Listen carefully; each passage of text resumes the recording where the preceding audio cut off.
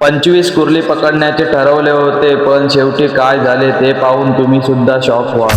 तर नमस्कार, मी ध्रुवांकुर सारंग. तर मित्रांनो, सकाळचे ठीक 4 वाजता आपण निघालोय कुर्ली पकडण्यासाठी. बंदरावरती आलो आणि आपली होडी घेऊन आपण निघालो कुर्ली पकडण्याच्या जागेवरती. मित्रांनो, वाशिष्ठीच्या या निसर्गरम्य वातावरणामधून आपल्या होडीने प्रवास करत आपण आलो कुर्ली पकडण्याच्या जागेवरती. कुर्ली पकडण्याच्या जागेवरती पोहोचल्याबद्दल लगेच आपण जिल्ली टाकून घेतली आणि थोडा वेळ आपण इथे निसर्गरम्य वातावरणामध्ये घालवला. 20 मिनिटांनंतर आपण जिल्हे ओढायला सुरुवात केली आणि आपल्याला पहिल्या पालवणीला भेटली 6 कुर्ली. तर मित्रांनो, असेच 2 पालवणे करून आपण बसलोय नाश्ता करण्यासाठी. तर मित्रांनो, तुम्ही सुद्धा या आपल्यासोबत नाश्ता करण्यासाठी. नाश्ता करून झाल्यावरती आपण 4 पालवणे करून आपण आलोय बंदरावरती आलो, पगार वगैरे बांधलेला आणि आपण आलोय घरी. तर मित्रांनो, फायनली किती कुर्ली गावली ती तुम्हाला सांगतो. आज आपण टार्गेट ठेवलेलं 25 कुर्ली पकडण्याचं. तर आपल्याला मित्रांनो, आज आपल्याला कुर्ली गावली ती म्हणजे फक्त 10 मित्रांनो. कारण आपण जिथे कुर्ली पकडण्यासाठी गेलो होतो तिथे मित्रांनो आधी वाहन लावलेला होता.